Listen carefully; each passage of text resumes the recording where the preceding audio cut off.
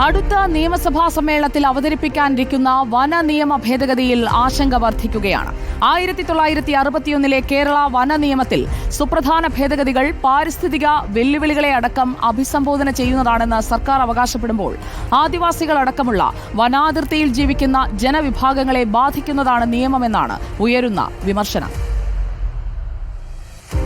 വനം വകുപ്പ് ഉദ്യോഗസ്ഥരുടെ അധികാരങ്ങൾ വർദ്ധിപ്പിക്കുന്നതടക്കമുള്ള നിയമ ഭേദഗതിയാണ് സർക്കാർ കേരള വനം നിയമത്തിൽ നടപ്പാക്കാൻ ഉദ്ദേശിക്കുന്നത്.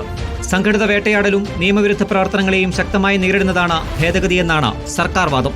ഇതിനായി കർശന വ്യവസ്ഥകൾ നിർദ്ദിഷ്ട ഭേദഗതിയിൽ ഉൾപ്പെടുത്തിയിട്ടുണ്ട്. വനം വകുപ്പ് ഉദ്യോഗസ്ഥരുടെ അധികാരം വർദ്ധിപ്പിക്കലാണ് ഇതിൽ പ്രധാനം. കേരള ഫോറസ്റ്റ് ആക്ടിലെ റൂൾ 63 ഭേദഗതിയിലൂടെ വാറന്റില്ലാതെ അറസ്റ്റ് ചെയ്യാനും തിരച്ചിൽ നടത്താനും ഫോറസ്റ്റ് ഓഫീസർമാർക്ക് അധികാരം ലഭിക്കും.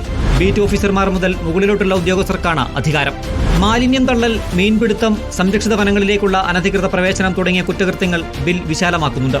ഇത്തരം നിയമലംഘനങ്ങൾക്കുള്ള പിഴയും ഗണ്യമായി വർദ്ധിപ്പിക്കും. നിർദ്ദിഷ്ട കുറ്റകൃത്യങ്ങൾക്ക് 1000 മുതൽ 25,000 രൂപ വരെ പിഴ ചുമത്താം.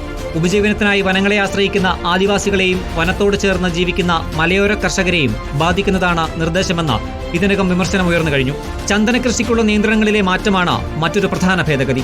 കൃഷി പ്രോത്സാഹിപ്പിക്കുക എന്ന ലക്ഷ്യത്തോടെയാണ് മാറ്റം. ഇത് നിയമവിരുദ്ധമായി മരം മുറിക്കലിന് കാരണമാകുമെന്ന ആശങ്ക വർദ്ധിപ്പിക്കുന്നുണ്ട്. വനം നിയമ ഭേദഗതി സംബന്ധിച്ച് നവംബർ 1 ഗസറ്റ് വിജ്ഞാപനം വന്നിരുന്നു. ബില്ലിന് മന്ത്രിസഭ അംഗീകാരവും നൽകി. ജനുവരിയിൽ ചേരുന്ന നിയമസഭാ സമ്മേളനത്തിൽ ബിൽ നിയമമാക്കാനുള്ള തയ്യാറെടുപ്പിലാണ് വനംവകുപ്പ്.